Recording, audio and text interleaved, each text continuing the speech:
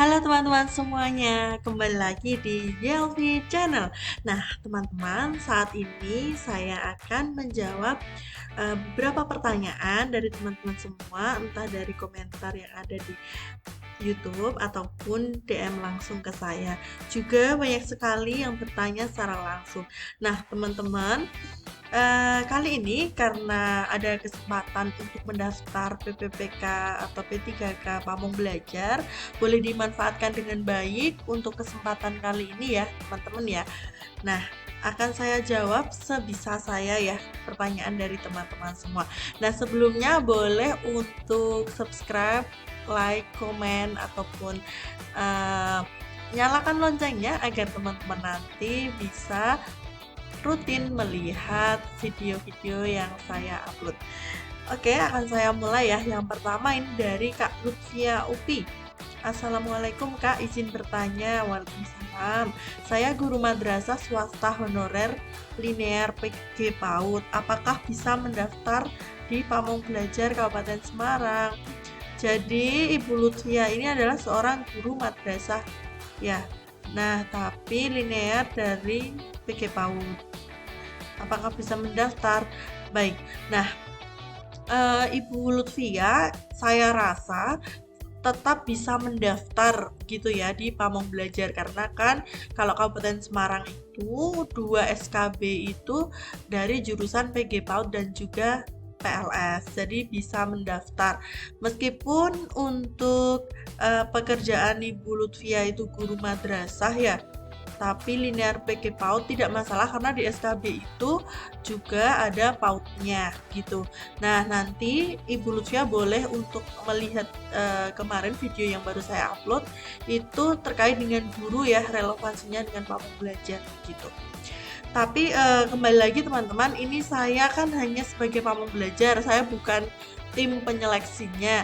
Jadi saya juga tidak tahu apa yang sebenarnya tim penyeleksi harapkan dari pendaftar.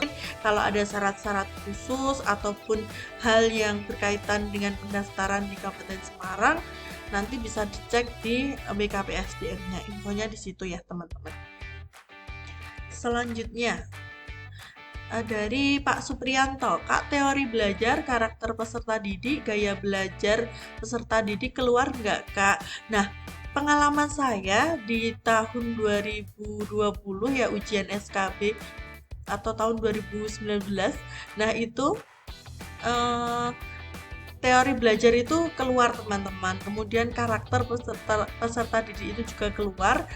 Nah, gaya belajar peserta didik itu juga keluar. Jadi, tapi kebanyakan yang keluar itu adalah sebuah bukan teorinya. Tapi kalau untuk eh, rinciannya seperti apa saya sudah cukup lupa, tapi memang banyak sekali soal-soal kasus pada waktu itu. Silakan dipelajari juga terkait dengan hal ini karena kan Pamong Belajar itu juga melaksanakan KBM ya. Jadi pastinya akan keluar teori-teori ataupun teknik-teknik dalam belajar begitu. Selanjutnya dari ini KB Abdi Desa. Kak, pembukaan PK teknis formasi Pamong Belajar dibutuhkannya jurusan PAUD. Apakah nantinya juga akan mengajar juga di PAUD? Oke, teman-teman, jadi kalau Pamong Belajar itu meskipun jurusannya yang dibutuhkan itu dari berbagai jurusan ya, maksudnya banyak jurusan nih, belum tentu ketika bekerja teman-teman itu sesuai dengan jurusan teman-teman semua. Misalkan gini, teman saya ada yang jurusan pendidikan matematika, tapi ketika menjadi Pamong Belajar semuanya harus bisa. Jadi teman saya itu juga ngajar SBK, ngajar yang lainnya gitu, nggak harus yang matematika. Oke, jadi kalau misalkan ini dari jurusan PAUD, bisa jadi nanti untuk pekerjaan sebagai Pamong Belajar itu mengajar di PAUD bisa jadi karena kan gini, masing-masing SKB itu punya kebijakannya sendiri. Ada yang Pamong Belajar itu tidak mengajar PAUD seperti saya itu hanya mengelola PAUD, tidak mengajar PAUD ya. Nah, karena ada yang mengajar sendiri PAUD-nya, ada guru-guru honorer PAUD di sini. Jadi saya tidak mengajar PAUD, itu juga bisa. Ada yang pamong belajar ngajar PAUD juga, gitu juga ada. Nanti tergantung SKB-nya ya Kak, kalau misalkan SKB-nya itu pamong belajar juga mengajar PAUD, bisa jadi Kakak mengajar PAUD. Tapi Kakak kalau sebagai pamong belajar tentunya bukan hanya bekerja sebagai guru PAUD saja, tapi juga sebagai eh, guru pendidikan kesetaraan begitu ya, keaksaraan, kemudian nanti juga ikut ikut bantu pelatihan, kemudian juga mengelola TBM dan lain sebagainya. Oke. Apakah ada bukunya Kak? Oke, materi yang sebelumnya itu kan banyak video saya tentang soal buatkan video terkait dengan materi-materinya. Insya Allah akan saya unggah juga untuk modulnya begitu ya, teman-teman boleh pantau untuk video-video saya selanjutnya. Oke. Kemudian Kak Jaya, Kak untuk soal SKB 100 soal pilihan ganda ya Kak gitu. Iya, kemarin kalau saya SKB itu memang pilihan ganda semuanya gitu.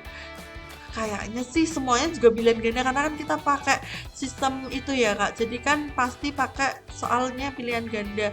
Itu menurut saya seperti itu. Tapi kalau PPPK saya kurang tahu ya karena saya belum pernah berbicara langsung atau ngobrol langsung dengan orang yang sudah berpengalaman ujian PPPK gitu. Nanti bisa tanya-tanya di teman-teman yang pernah ujian begitu ya.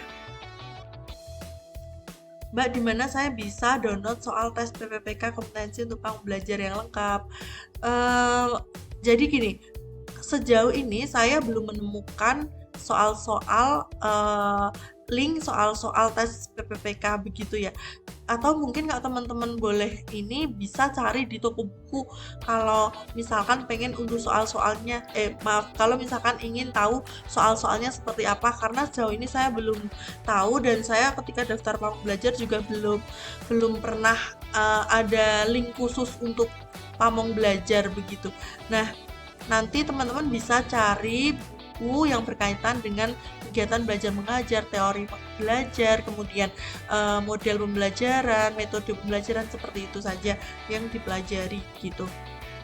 Kalau untuk soalnya dari kemarin itu saya hanya mengambil dari soal-soal BIMTEK teman-teman. Jadi ketika teman-teman nanti sudah lolos menjadi pamong belajar begitu nanti akan ada BIMTEK bimbingan teknis ya pamong belajar begitu. Nah itu soalnya saya impor dari sana. Kemudian, Assalamualaikum Kak, salam kenal, saya Ahmad dari Kuningan. Kak, saya ingin mencoba mendaftar PPPK Pamong Belajar. Apakah kakak punya modul? Ini sama ya teman-teman ya.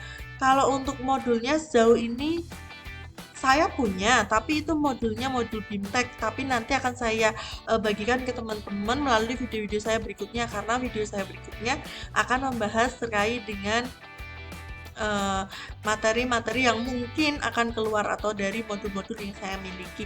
Jadi bisa dipantau. Nah, itu saja mungkin ya teman-teman ya untuk Q&A kali ini. Nanti kalau misalkan ada yang ingin teman-teman tanyakan lagi, boleh DM saya di IG saya Zelvi ataupun komen di YouTube ini. Begitu ya teman-teman. Semoga saya punya banyak waktu luang untuk menjawab pertanyaan teman-teman semua dan semoga teman-teman yang memang berikhtiar untuk mendaftar pamong belajar bisa dimudahkan segala urusannya dan kita bisa bergabung menjadi Ikatan Pamong Belajar Indonesia.